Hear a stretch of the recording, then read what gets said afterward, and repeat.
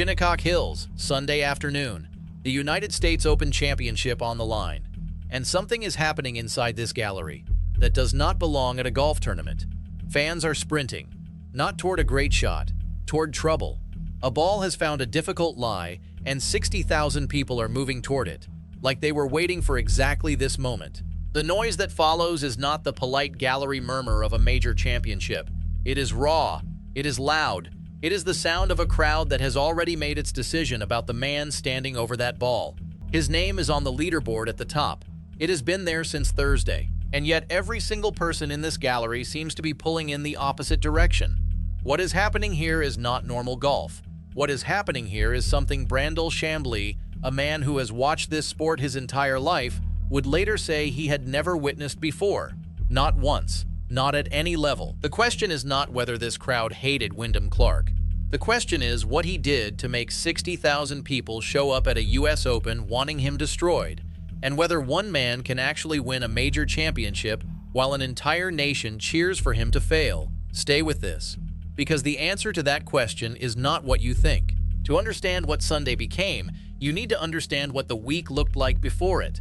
Clark arrived at Shinnecock Hills and immediately did something this course almost never allows. He controlled it.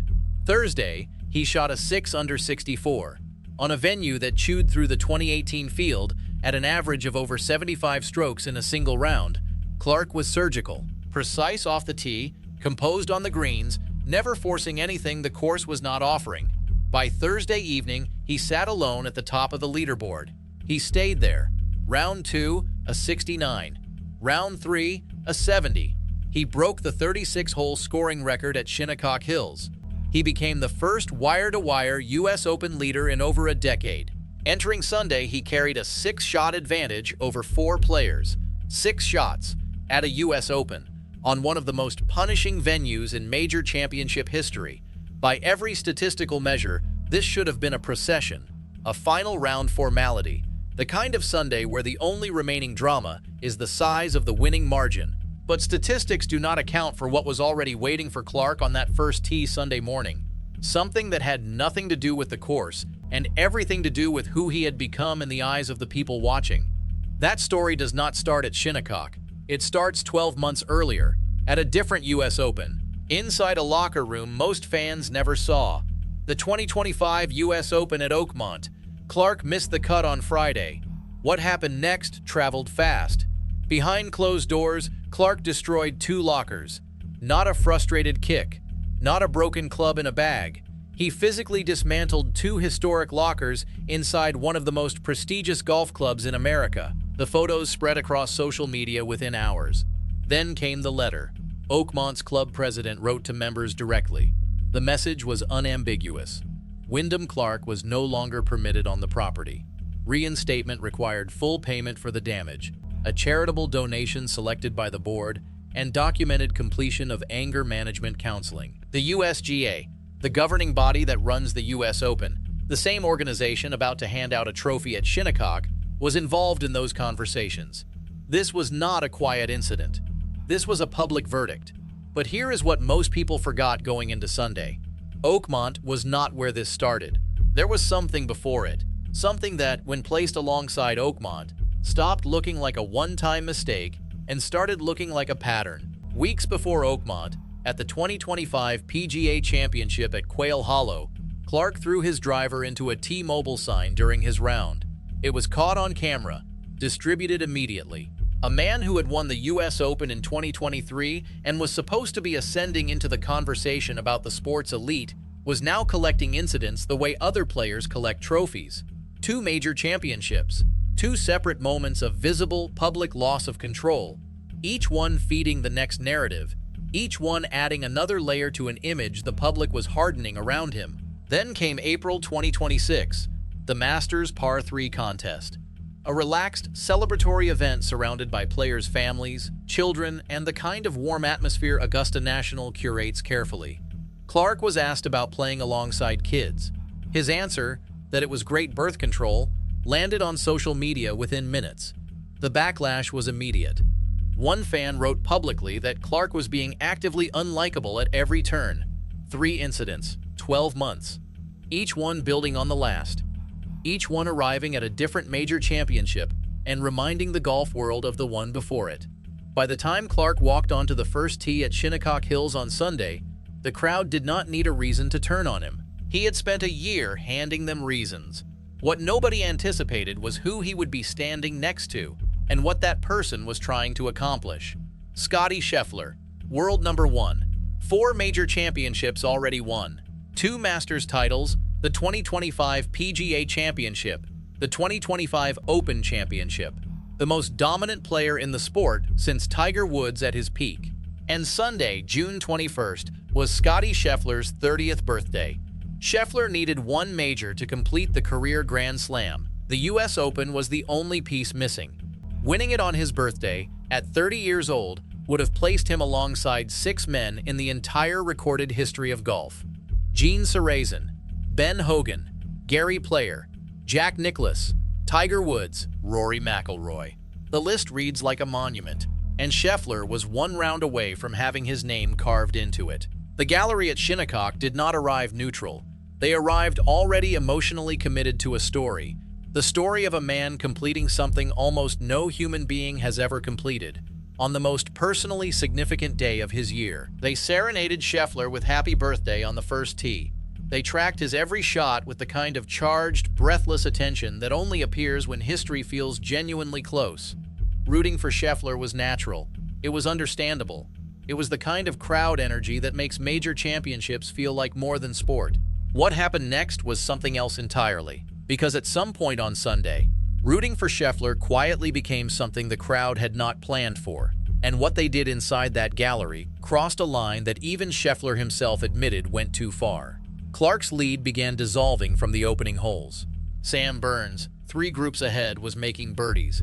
The leaderboard was shifting. And the crowd, already emotionally lit, already locked onto Scheffler's Grand Slam story, began directing its energy not just toward Scheffler but against Clark. On the 4th hole, Clark's tee shot found trouble. Fans did not wait to see where it settled. They sprinted toward it, physically ran, surrounding the ball, cheering loudly as it came to rest in a difficult position. Clark stood in the bunker, jaw tight, eyes fixed on nothing in particular. He had seen hostile galleries before, nothing that looked like this. A fan was removed from the course for shouting, "Don't choke, Wyndham," directly before his tee shot. Another ejected for screaming, "Get in the bunker," during his pre-shot routine. When Clark's chip at the 13th rolled away from the hole, a cheer moved through the gallery. When his putt on the 7th slid past the cup, the reaction was not the sympathetic murmur of a neutral crowd watching a leader stumble. It was celebration. NBC's broadcast documented it live.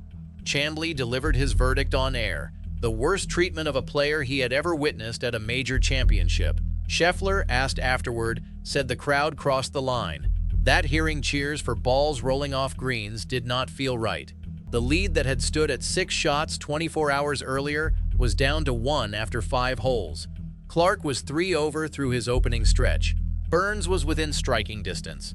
The math that had looked impossible on Saturday night was suddenly, visibly, frighteningly real. This is the moment the title of this video actually lives. Not the incidents, not the backstory. This, a man 3 over through 5 holes, crowd roaring against him, lead evaporating. The biggest stage in his sport turning into something that felt more like a trial than a tournament. What Clark did next is the reason we are talking about him today. Hole 16, par 5. Clark hit one of the worst drives of his tournament week, sending the ball into the rough with trouble ahead. He had to manufacture something from nothing on a hole that demanded precision, with a gallery hoping audibly that he could not find it. He gouged the ball forward through the rough, cleared the trouble, left himself 30 feet from the flag on a green where distance and break made anything inside 10 feet feel like a gift. He read the putt. He stood over it. The crowd held in the particular silence of people who want something to miss. It went in, 2 shots clear with 2 holes remaining. The gallery fell into the kind of quiet that follows a moment that cannot be argued with. Clark walked to the 17th tee with a lead that was no longer fragile. On 18, he 2-putted from 50 feet. Championship secured. 2nd U.S. Open title. First wire-to-wire winner of this championship since Martin Kamer in 2014. From 75th in the world rankings 12 months ago, In his own words, describing himself in a dark place after Oakmont, barely leaving the house for days, feeling his ranking and reputation quietly disappearing, to number 8 in the world and a 2-time major champion. He stood on the 18th green with a microphone in front of him. Pockets of the gallery were still booing. He looked into the crowd and said, "New York didn't really like me. I love you guys." Some booed, then most of them started cheering. What that moment revealed is what the USGA now has to sit with, because this was their championship, their venue, their gallery, and what happened inside it has never happened like this before. The USGA runs the US Open. They are responsible for the atmosphere inside their own major championship.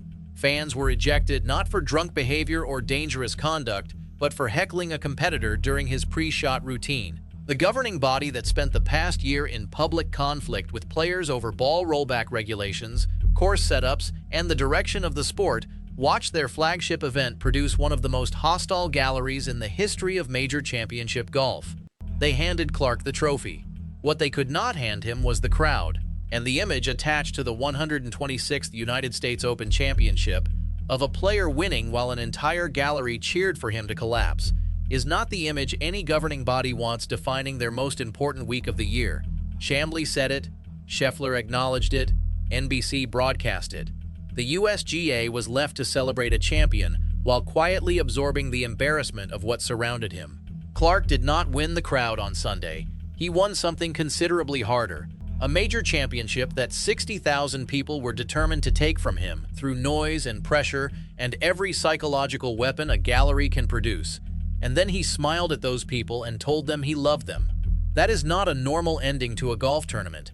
That is not the kind of story the sport produces often.